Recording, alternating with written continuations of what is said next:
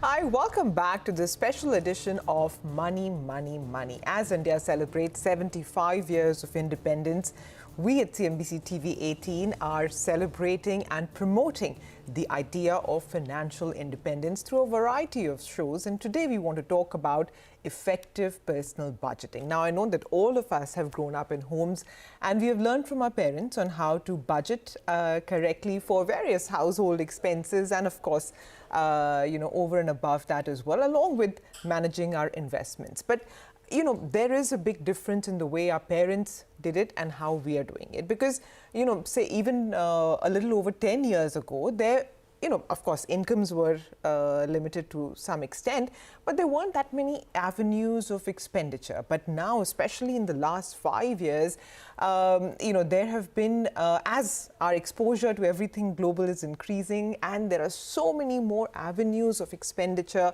along with the penetration of credit cards, and also so many of these buy now, pay later schemes, coupled with the rise in our levels of aspirations. What is happening is that the personal budget, which is our household budgets, are going a little bit haywire.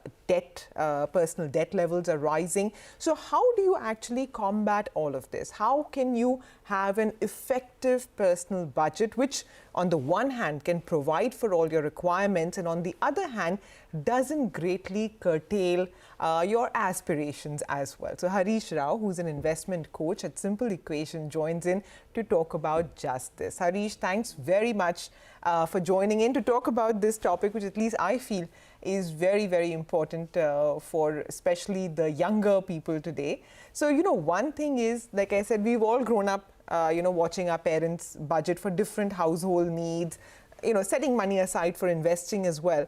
But now that we are seeing so many more avenues of expenditure, right? I mean, credit card penetration is through the roof. Everyone is offering these buy now, pay later schemes. The Indian middle class has, very, very high aspirations now. So a lot of people are finding it tough to live within their means without taking on debt. So what does personal budgeting really mean in today's context? I mean, is it an outdated concept, or is it more relevant than ever today? Hi, Sumera, and good evening. And I think it's a great topic for the 75th year of independence. I'm glad you're doing these shows. Going by what you just described, Sumera, there are a lot of conflicting things emerging from it. Very high incomes and very high aspirations colliding with very low savings and high borrowings. Going back to what you said, I think our parents are our best role models for life values, especially on things concerning consumption, budgeting, and prioritization. If someone has parents who are extremely emotionally balanced and disciplined, they are indeed very, very fortunate. See, unlike, say, the natural world where, an animal looks at its parents and for sake of survival quickly adapts to whatever the parent is doing, it's a slow burn for the humans. Okay, we observe our parents over many years through many situations and then learn life lessons. So parents have to be extremely conscious on what life lessons they are actually giving to their children. Okay, they are actually the number one role models. And you were talking about, say, credit cards and, the need for borrowing more. I think credit cards are not meant for those who need credit. Okay. Credit cards are really meant for people who want the rewards and the benefits that come from these credit cards. So most smart consumers I know use credit cards for, extra benefits like the rewards, like lounge access, like, the offers that the credit cards give them. And please don't ever, take the actual credit and, roll over the credit from a credit card. It's just too expensive. There is simply no investment in India that can match the rate of return that a credit card actually charges you.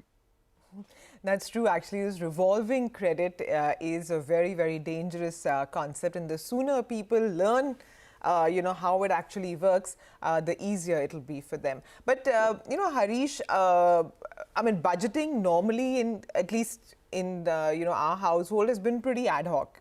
This is what we need. This is how it works.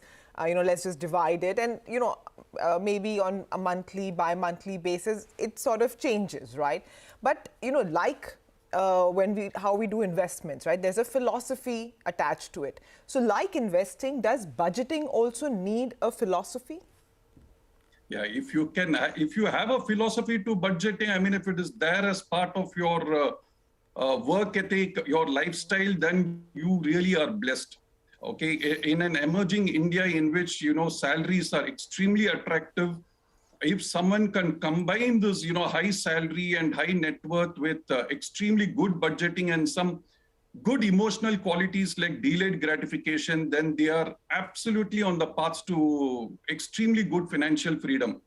High salaries, high savings, good investment policy, and tight budgeting, I think will result in very high chance of financial freedom at a very early age. Those who embark on this, at the beginning of their career will really appreciate it, say, when they are 35, 40, 45 years old. And they find that, their ability to delay gratification, to, curtail consumption, to live by, a certain set of guidelines and rules will really help them a lot. So the philosophy is really, you actually spend much, much less than what you earn. You have a sound investment philosophy. If you go through a financial planner, the financial planner will expect, you to adhere to a financial planning statement. He will expect you to have certain goals on savings, certain goals on investments, and on either a yearly review or a half-yearly review, any shortfall or any deviation from such plans will be highlighted. So if you think that you don't have a budgeting philosophy, please do implement a financial plan. When you go through a financial planner or an investment advisor, the process itself will, sort of demand that you have a budgeting philosophy. Okay, that's true. Actually, in fact, this teaching our children the concept of delayed gratification, I think, is one of the greatest gifts that we can give them. But let's get to the practical aspects, Harish. What are the constituents, or rather, what should be the constituents of a personal household budget, and how would a person get started? Yeah, I think if you divide it into 4 or 5 buckets, so one would be the essentials like food and groceries. The other would be rent. Rent would possibly be one of the biggest constituents of a budget if you're in a rented house in a metro city. And then you would have children's education, and then you would have utilities and stuff like that. Then you would have probably personal transportation and stuff like that. And lastly, all the discretionary items. So discretionary would be your entertainment, your holidaying, your restaurants, and your clothes, etc., would be discretionary. So obviously the discretionary part is the least important of the budget, of the household budget. But the first part is a priority. I mean, the other 4 or 5 things which I had highlighted is a priority. You can't skimp on, food, on children's education, on the rent, on utilities, etc. So the discretionary part is where you possibly, do the final management to, manage your budget. Yeah, I know, in theory, discretionary comes last, but I think it occupies the most mind space for all of us, and which is why it becomes essential, like you said, to create that priority list. So how do you, budget for this priority list, and what is ideally, I mean, how much buffer should be there besides, the money which has gone into all of these pockets? Sumaira, more the buffer, the better, okay? We have seen in the last 2 years how we are living in an extremely volatile and uncertain world. More the buffer, the better. In terms of, if you want me to give a number on savings, it should be a minimum of 20%. Though many of my friends in their discussions, many of the investment advisors I meet say that, Indians can save as much as, say, 50%. In a double income, high earning household, there could be 50%, 60% savings also. It may sound absurd, but I know of champions who have actually done this. Coming back to your issue of consumption vis-a-vis savings, I mean, you just have to go through media. There are more advertisements for consumption than advertisements for savings or investments. Okay. And coupled with social media and the Instagram generation, it is actually quite tough for a millennial to be, quite ascetic in his thinking or in her thinking that, she could delay gratification forever and then, adopt a very, very moderate lifestyle when most of her peers or many of the people in her peer group are, spending well and, living well and, having this YOLO philosophy. So if you're going to have the YOLO philosophy, then my best wishes. Well said, Harish. Okay, we're going to take a very quick break, but we're going to continue this chat on effective personal budgeting. More tips and hacks lined up next. Stay tuned.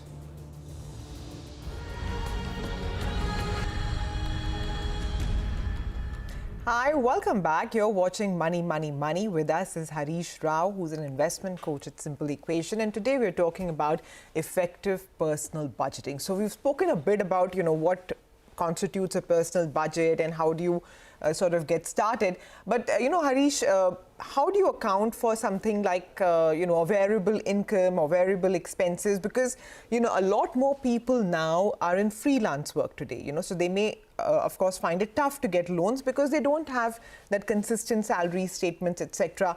As well, they can have sudden expenses. So how can their budget reflect these sort of realities?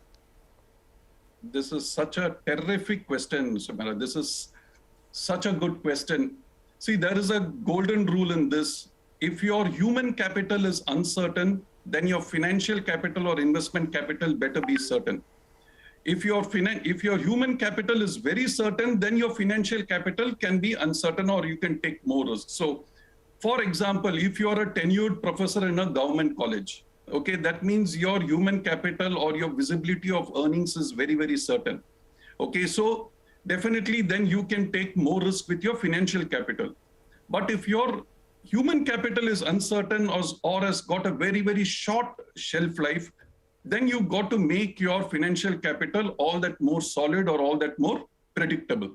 Okay, that having been said, there are many people in, who are self-employed or in the gig economy who are earning very, very well.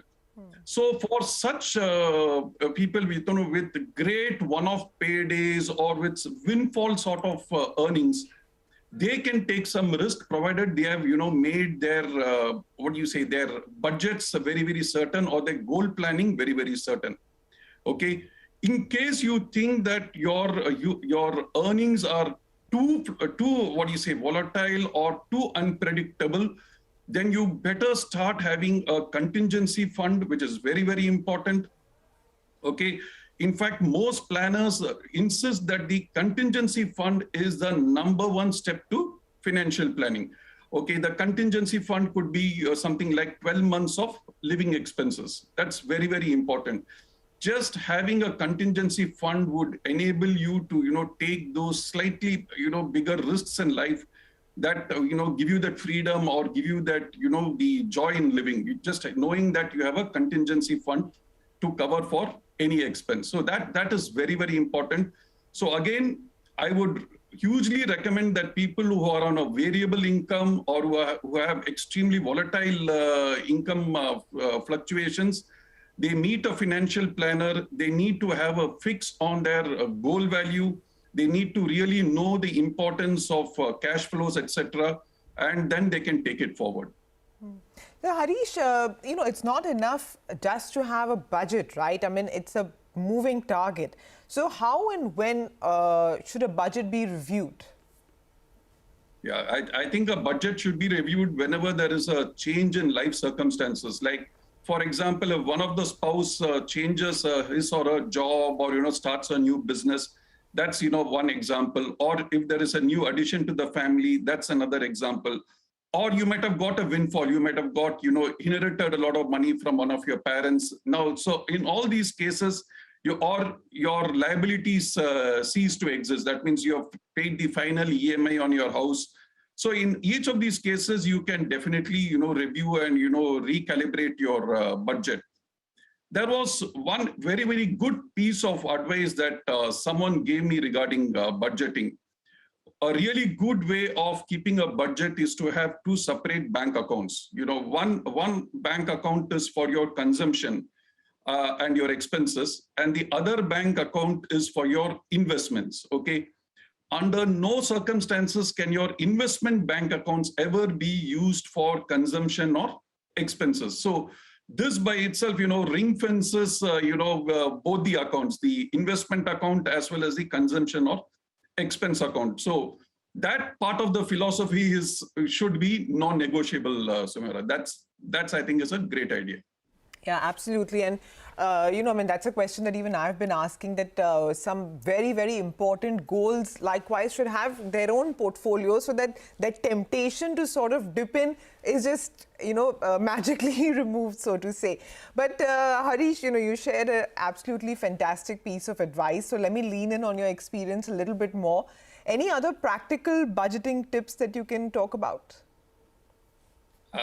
I read this book called Your Money or Your Life by a couple called Vicky Robin and Joe Dominguez. Now, this was a book that reached the New York Times bestseller list.